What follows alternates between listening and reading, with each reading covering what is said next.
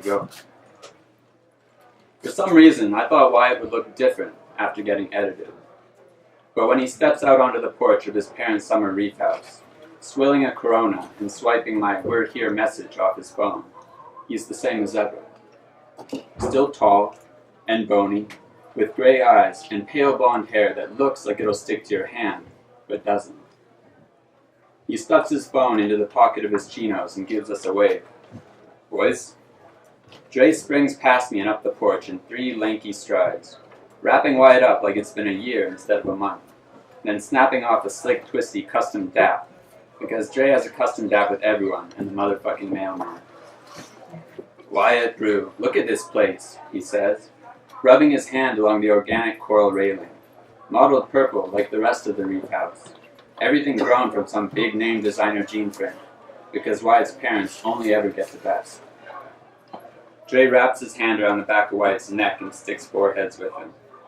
"We are gonna bang some bitches here, bro."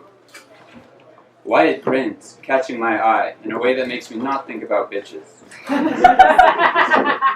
But more about the last time me and him smoked his mom's conic and fooled around in his room. "Yo," Dre says, going serious, "you got scars?" Wyatt wriggles away then, muttering like, No, it was all nano. Of course there's no scars." By this time, I'm up the steps, and acting fully glacial, even though it's good to see Wyatt again. Like, really good. "What's doing, Wyatt?" I say. Cookie cutter dap, precise half a hug, step back. "You still remember me?" Wyatt grins again. "It's vague and shit, but yeah." Dre's already loped past us into the reef house, crowing about throwing some ball on the wall screens, about cracking the 18 and up thumb lock on the minibar. Me and Wyatt follow him in, backs of our hands not quite touching. We decide to swim while there's still sun, so the 3 of us grab trunks and dart off through the back door of the house, with shutters shut behind us, and out to the pale gray beach. There's a rusty booth for skin spray, because the water's not so user-friendly anymore. Even though it's not as bad as that web doc, you know the one, where they pull that pilot whale out of the Pacific, and its hide is all bubbling and falling off in chunks. Wyatt strips down, pasty as ever, and me and Dre bust him on it like always, like, "Whoa, polar bear."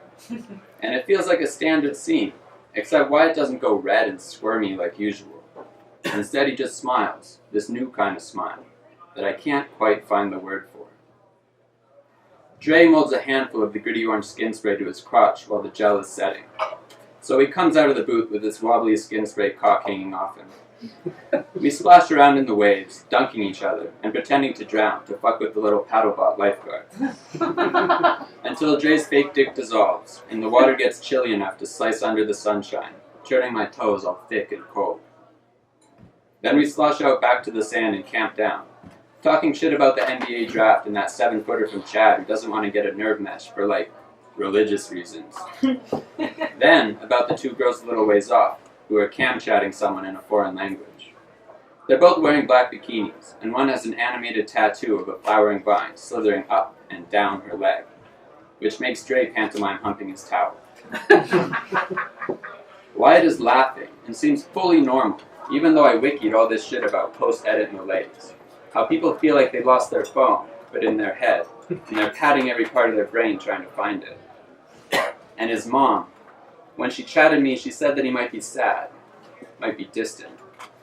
But everything seems alright. We talk shit, we laugh, we pick skin spray off ourselves, and flick it at each other. Eventually, Dre can take the tattoo no more, and he press gangs Wyatt and me to go mac on the girls with him. They turn out to be Finnish, holidaying for the summer, and also sisters. Both of them speak airtight English, but that doesn't stop Dre from pulling up a Finnish English babble laugh, so we can goof on them with some butchered phrases like, "Your smile gives me butterflies," and "Are you into 4-ways?" Normally Wyatt would just be basing him, but this time he dives right in, touching the tattoo girl's arm, winking, getting both of them to laugh, like he's just realizing for the first time that he's tall, and rich, and handsome. Eventually I get bored and slide off back to the water. From a distance, I can tell the Finnish girls are still digging Wyatt, but the one who was giving me looks earlier points over, and I hear, "Your friend? What of your friend?" Dre looks back and throws me a salute, then says, "Not his thing, yo. Pink is not his favorite color." Him and Wyatt come join me a minute later with fins and foam. "They're not twins, but whatever, right?" Dre says, shrugging. "Still sexy." Somehow, non-verbally, it is cement that Wyatt gets the girl with the tat, whose name is Vivi, and Dre gets the younger sister, whose name is Haley. Vivi's got a tight little ass on her, Wyatt says, looking at me when he says it, with an edge I'm not used to hearing. Can't wait to plow that. He thumps my shoulder, like I'm in on it, and then he lies back in the sand. He stays like that, eyes shut, smiling, until his parents Skype to check in on him. Then he knocks his fists and heads down the beach with his phone. For a while, me and Dre talk about a Bull Satellites final. How brag it would be for Thon Maker to finally get a ring. See, before we knew Wyatt, me and Dre were best friends. Same shitty burg, same shitty elementary, playing pickup on the big cement block behind the school with its one rusty hoop. "His shoulders are different," Dre breaks out. He used to slouch them when he asked a question, like trying to suck it back in. Dre's smart. A lot of people don't know that. "Smile's different sometimes," I say. "Did you ask what all they did?" "No, Brew, you should ask." He pauses. "If you could get edited, what would you change? Like, if you could edit anything you wanted." I watch Wyatt dragging his feet in the wet surf, shoulders thrust back. I think about my cramped, shitty house that he still treats like a museum, like afraid to touch shit. Peering out the corner of his eye at the mold bloom on my ceiling and the bare wiring on the walls. I would want to make it so I didn't notice that. Or notice how his parents look at me sideways sometimes. Or how he talks so different with his rich friends. "Me, I'd be funny," Dre says. Like, really funny. Really sharp. Always say the smart thing. That'd be brag. "You are funny, shithead." "But really funny," Dre insists. "How about you? What would you get?" "Nothing, Brew," I say, tucking my hands under my head. Don't be fucking with perfection. We go back to the Reef House once Wyatt's done his Skype. Then we dig the other Coronas out of the fridge, which is one of those sexy gel fridges, where the stuff hangs suspended in little air bubbles. Then we fire up the hot tub. The scaldy hot water and the glacial beer do their thing, and the steam cloud makes it feel easier to ask questions. When Dre heads off to take a piss, I turn to Wyatt, and I tap my temple. "What all did they change when they went in there, Wyatt?" Wyatt's head lolls back on the edge. "Just a basic edit, mostly," he says. "Chemo plug for anti-anxiety, some body language modulation, bigger memory retention, better spatial reasoning." He goes quiet for a second. "And I don't feel things as hard.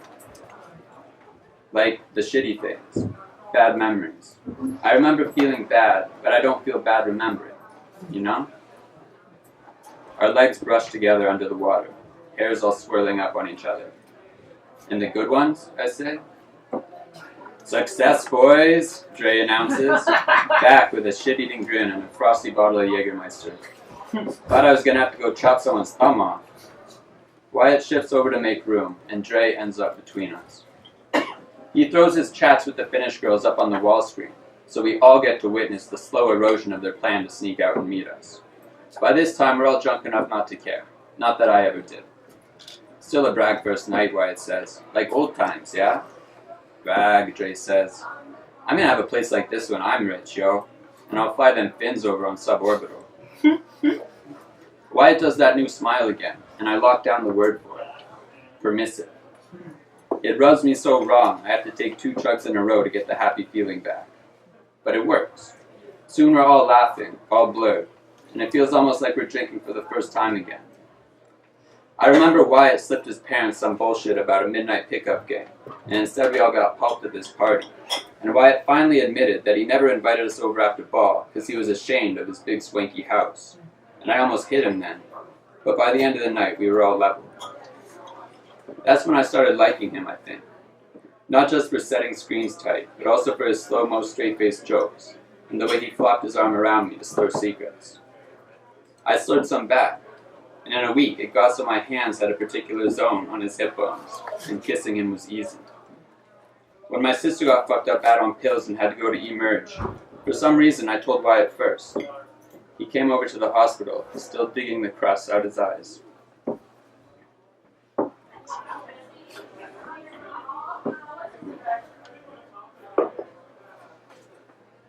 Dre passes out, sliding down the side of the tub, mumbling about learning Finnish. Not to impress nobody, but because it's a brag-sounding language. We get him nested on the couch with a bunch of fluffy white towels and turn him on his side, because Dre's been known to up his guts when Jaeger's in play.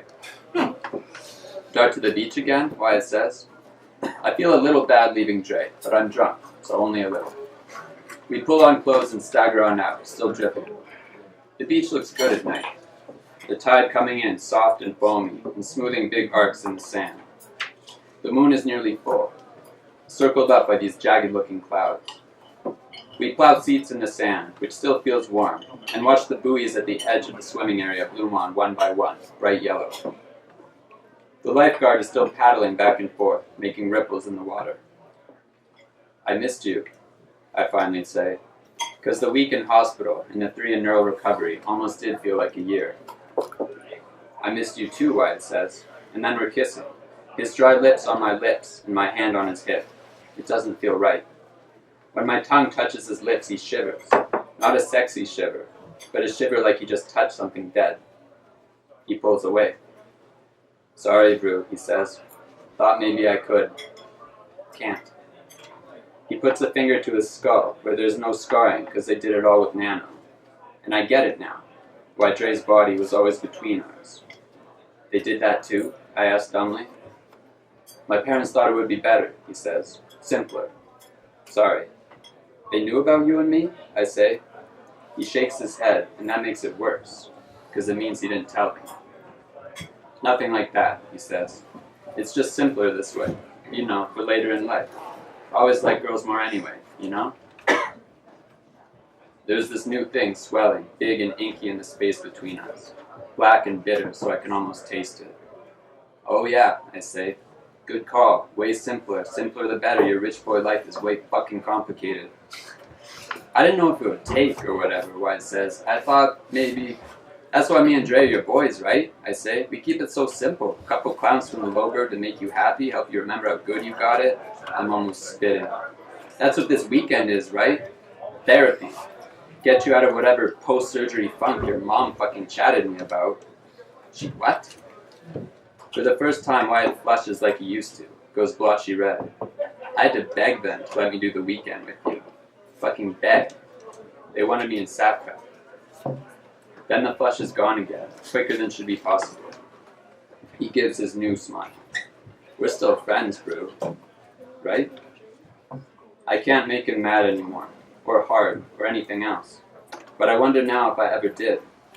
If this is why it was something broken, or if this is why it cured. Like Wyatt with the paint stripped off. I wonder if Wyatt was sad after surgery because they edited me out, or if it was just chemicals getting level in his head. Sorry, Wyatt says again. Didn't think you'd care so much. He grabs my hand and weaves the fingers tight. I look at his bony white knuckles on my brown ones and wonder how different you have to be before you're a different person. I don't have some swanky surgeon to just turn that shit off when it's not simple, I say. I don't get to turn none of it off. We sit there in the sand, and I can almost hear the countdown ticking through his head. Like, this many minutes to still be a good person. This many to still be a good friend. I don't wait for 0. I take my hand back and get up, brush off. I go back up the beach, watching the clouds eat the moon. Edit it right out of the sky, like it never was there. Not really.